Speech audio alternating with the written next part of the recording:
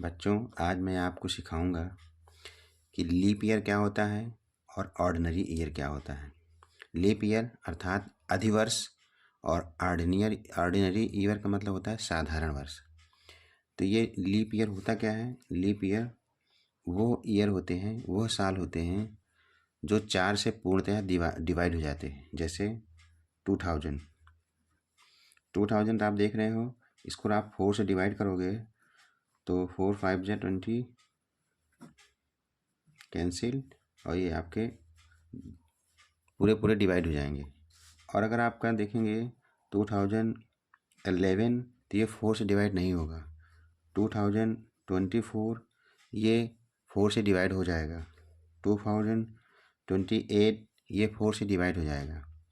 तो जो साल 4 से पूर्णतः डिवाइड मतलब भाग चला जाए तो समझ लीजिए कि वो अधिवर्ष है, और जो पूर्णतः डिवाइड ना हो, पूर्णतः भाग ना जाए तो समझ लीजिए कि वो साधारण वर्ष है, ऑर्डिनरी ईयर है। समझ गए होंगे। आइए मैं आपको विस्तार से कुछ चीज़ों को समझाता हूँ। इस ऑर्डिनरी ईयर और लीप ईयर के प्रश्न प्रोबेबिलिटी में अक्सर पूछे जाते हैं बोर्ड परीक्षा में। तो देखते हैं, ये है लीप ईयर और ordinary year. Leap year, ordinary year. Leap year को इंग्लिश में कहते हैं अधिवर्ष और ऑर्डिनरी ईयर को कहते हैं साधारण वर्ष। एक लीप ईयर में 366 दिन होते हैं और एक साधारण वर्ष में 365 दिन होते हैं। तो इसमें एक दिन ज़्यादा होता है। तो ये जो एक दिन इसमें एक दिन ज़्यादा होता है वो फरवरी, उस साल की जो फरवरी होती है वो 29 दिन की हो जाती है। और 365 दिन वाले में फरवरी आपकी हमेशा 28 दिन की ही रहती है। तो जानते हैं अधिवर्ष के विषय में। तो एक अधिवर्ष बराबर 366 दिन, और उस 366 दिन में 52 सप्ताह प्लस 2 शेष दिन रहते हैं। 52 वीक प्लस 2 शेष डे।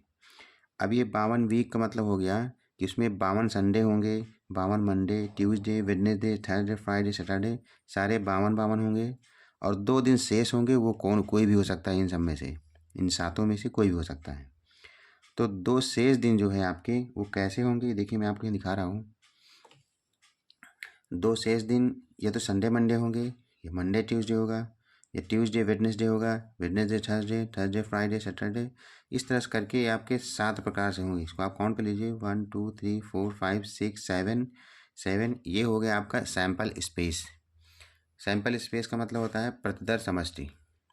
तो ये एस हो गया। अगर आप इसमें एन लगा दोगे तो मतलब नंबर ऑफ एलिमेंट, तो टोटल कितने हो गए? 7। अब क्वेश्चन क्या होता है? क्वेश्चन इस तरह बनता है कि एक अधिवर्ष में 53 रविवार होने की प्रायिकता बताइए, या 53 मंगलवार की प्रायिकता बताइए, या 53 ही पूछेगा। जब भी पूछेगा 53 पूछेगा, तो 53 में अब कोई भी चीज़ पूछेगा, आंसर सबका एक ही आएगा। जैसे मान लेते हैं, थोड़ा देख लिए कि कहता है कि 53 संडे होने की प्रायिकता बताइए। तो पहले आप देखिए कि संडे हैं इसमें कितने। आप देखोगे संडे, इसमें संडे है यानी कि हो जाएगा संडे मंडे, इसमें आपको एक दिन संडे मिलेगा। और यहाँ देखिए सैटरडे संडे, एक संडे आपको यहाँ से मिलेगा। ये हो जाएगा सैटरडे और संडे। इसमें आप लगाएंगे एन ई का मतलब number of element in this set. तो कितने हो गए? 2। तो अब आप देखोगे इन 7 में से 2 प्रकार से संडे आएगा। 52 संडे तो हो गए हैं, और जो 53वां संडे होगा वो इसी में से मिलेगा। और 53 संडे यहाँ 2 जगह मिलेगा, एक यहाँ मिलेगा व एक यहाँ मिलेगा। इस प्रकार से p e is equal to n e upon n s, ये है प्रोबेबिलिटी का फॉर्मूला। तो यहाँ पे आप देखोगे एन ई के स्थान में 2 हो गया और एन एस के स्थान पे हो गया आपका 7, 2/7। तो जब भी आप कभी क्वेश्चन बनाओगे और उसमें 2 दिन शेष अगर आ गया तो समझ लीजिए उसका आंसर आएगा 2/7। इसी तरह से जानते हैं साधारण वर्ष में क्या है?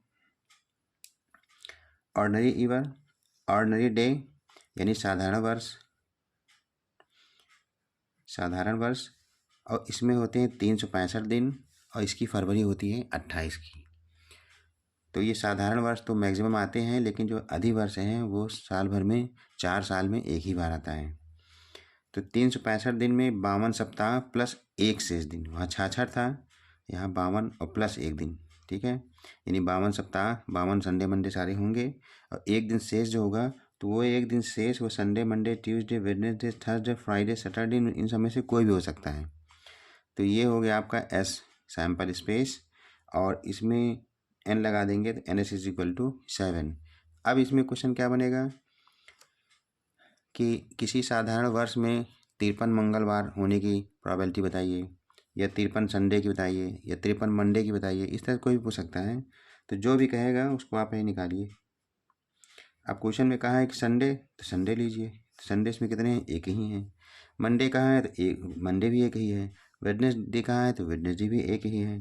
तो आप जैसे मान लीजिए कोई भी कहा हो, मान लीजिए ट्यूसडे कहाँ है, तो ट्यूसडे इसमें एक है, तो ये हो जाएगा आपका n इज इक्वल टू 1।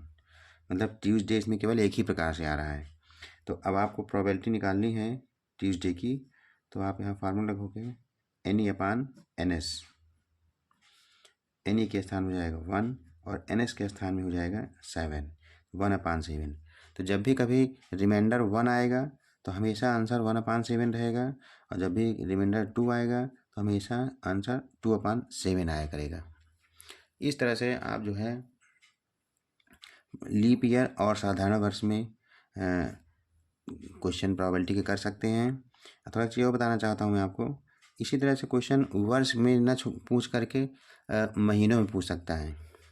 महीनों में कैसे पूछेगा कि 29 कोई एक महीना है जो 29 दिन का है, और उसमें आप जो है मंगलवार की प्रायिकता बताइए, ये बुधवार की प्रायिकता बताइए, वो भी 5 मंगलवार, 5 बुधवार, 5 बृहस्पतिवार, इस तरह से। तो उसमें जैसे मान लेते हैं थोड़ी देर के लिए